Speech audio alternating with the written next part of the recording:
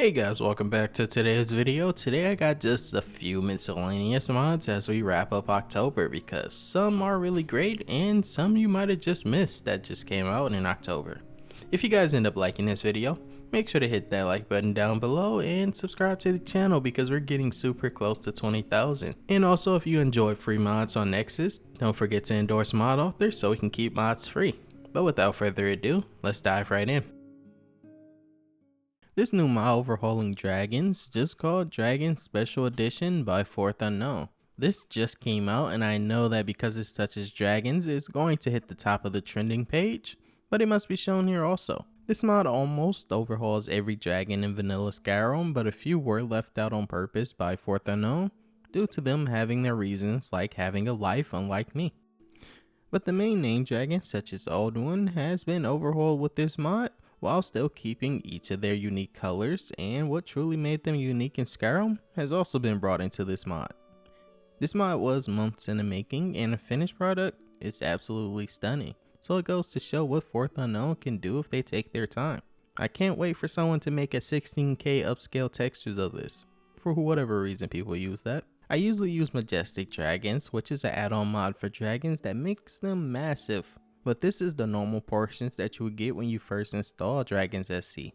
And they already look menacing enough as is, so I don't think more is needed to be added onto this. But they do use their own unique skeleton, and that is because it will overwrite other mods that touch the skeletons of dragons. You'll see the overwriting in your mod organizer.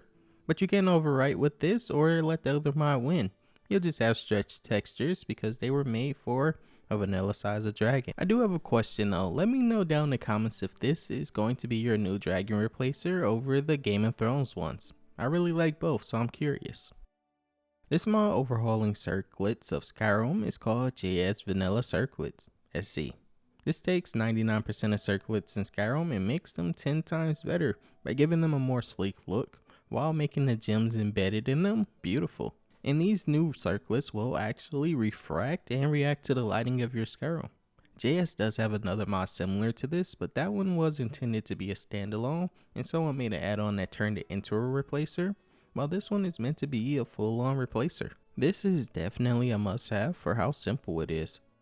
Starting off today with the simple mod, this mod is called Azura Star and Realm. As you can tell by the title, this mod completely revamps and retextures Azura's Realm. Praedy actually has a previous version of this, but this is the new and improved version, offering up to 4K textures, which is what I'm currently using in the showcase right now, and I honestly recommend the 4K version because in Azura's Realm the textures are a little stretched, so the 4K will save you the eye strain. The Azura Star revamp though is definitely the main star of this mod because it completely changes the mesh of this Daedra artifact, as well as the textures, as compared to the previous version. Decided a before and after was probably best there. But moving on to the next simple mod, this mod is called Blackreach and Falmer Cave. This mod, just like the previous one, retextures Blackreach rocks and general environment by adding complex parallax, as well as a new glowing effect to the auras and ceiling of Blackreach. This one, just the same, has options for 2K up to 4K. But this is the 4K because it retextures the entire ceiling, and the ceiling has textures the size of mountains, so the 4K resolution will account for the massive stretching that's going to be caused. There was a third mod by Praedy that just came out, but I figured 2 was enough for this video. So we're going to move on to our next mod, which is a massive overhaul to a vanilla location. This new overhaul is called Reclusive Reachcliff Cave by FuzzBeed. The Reachcliff Cave is the cave you go to for Nymeris questline in Markarth, which is pretty short usually, and it's very dark in its interior, just filled with draugrs and cannibals. It's one of the most forgettable locations. But with this mod, it completely revamped this location. My favorite part about this mod is I can actually finally see in this location, because usually it's pitch black with a bunch of dust particles in the air that I don't know why Skyrim added, so you pretty much couldn't see much of anything. But this overhaul brings new life to this location with a lot more dead enemies. That might have sounded a little confusing now that I said it out loud, but every part of this dungeon was massively overhauled. It's still pretty linear though, you won't ever get lost and need the map or need to cheat to find your way, but you'll still be spending a lot more time here because of the size added by this mod. With the size of a mod like this, you would assume there's bug reports or just crashes, but honestly everything worked perfectly fine when I used this. But now moving on to a new mod that I know you guys would love. This armor is called Armor of Meridia by Chakra. This mod adds a new heavy armor with ebony tier stats that is pretty strong if you think about it, and is also craftable with ebony requirements as well. This armor, as of right now of me recording, doesn't have SMP support, which means that the cloths will not move, but someone always makes a patch eventually.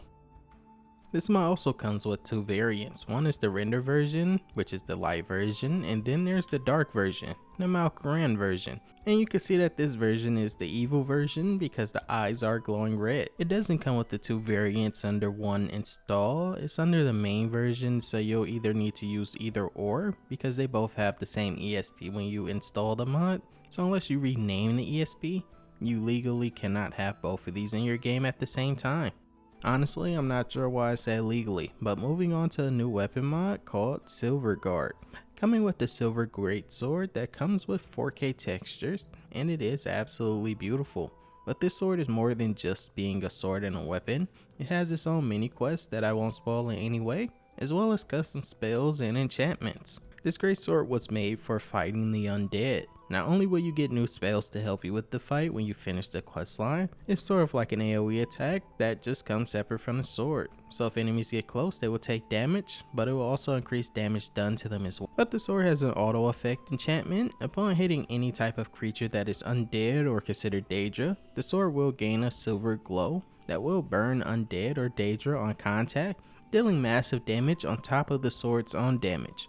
And because of this, the Silverguard cannot be enchanted with normal enchantments in your game. The only downside to this enchantment is that if you yourself are a werewolf or vampire, when this enchantment activates on the Silverguard, you will slowly start to take damage as well, because it is made to fight the Daedra. To get this, as the main page says, you might want to start at Gallows Rock, and that definitely makes sense considering that is where the Silverhand is. But they are hostile on sight, so you'll definitely have to fight for your life. And now moving on to interior type mods. First focusing on the Falkreath shop, Grapevine Goods. Overhauling this location with the new mod called Snazzy Interiors, Grapevine Goods. Pretty simple name honestly. Every Snazzy Interior mod is always well done, and this one is no different. If anything, I'd say this one is probably better than the other shop ones. This mod takes the shop from a simple copy and paste interior cell and giving it its own spin on the lore of the shopkeeper that lives in this place and the location that the store is in. And surprisingly, in this showcase, because I'm doing it as soon as it came out, I'm not using a Lux patch, but it still looks just as amazing if I did use it. I'm not sure how Gutmod does their lighting, but this definitely looks better than what you can find in vanilla. And just like in the previous video, I figured a classic walk around would better showcase this interior rather than just a full cinematic, because that can get a little confusing showing different shots of the interior. So I just can't do that with massive overhauls, but for interiors like this, I can definitely do that. This interior is far from just cramped with a lot of clutter. Don't get me wrong, there's definitely a lot of clutter in here, but you can still walk around without knocking everything over. But somehow guards will still try to arrest you just because you teleported from the main menu. Not much was placed on the outside, but a little bit of furniture just to take it from being empty. Nonetheless, moving on to the next overhaul, this time for a Morthal location called the Thaumaturgist Hut. This is probably a location I never go to. This mod is called Snazzy Interiors Thaumaturgist Hut. This overhaul, though by the same mod author, looks completely different, and it's based on the fact that this mod is from a different location. Because just like I said in the previous mod, every Snazzy interior is based on the location that it is in. Such as Morthal, you'll see more rustic furniture and stone slabs or anything really made of metal just to make it withstand the harsh climate of the swamp area that they live in. This one also doesn't have a Lux patch because Gutmod has been mass releasing these interior overhauls, at least as of late, and the patch collection usually gets updated all at once because all patches are put in one place rather than making every single one separate for more downloads, like some mod authors do, but no shame to them I guess. There's honestly been so many Snazzy interiors lately, I believe they're about to pass the total number of JK interiors, and with all the patches provided, you're definitely going to end up with a lot of plugins, and unfortunately that probably means there's never going to be an all-in-one, so you'll probably have about 900 plugins with JK, Snazzy, and Lux all combined into one. But at least they're ESL. Up next, I'm not even sure what to categorize this mod as, but this mod is called Animated Wabbajack. animating the 3 faces attached to the Wabbajack with the open and close animation. It honestly looks pretty creepy up close.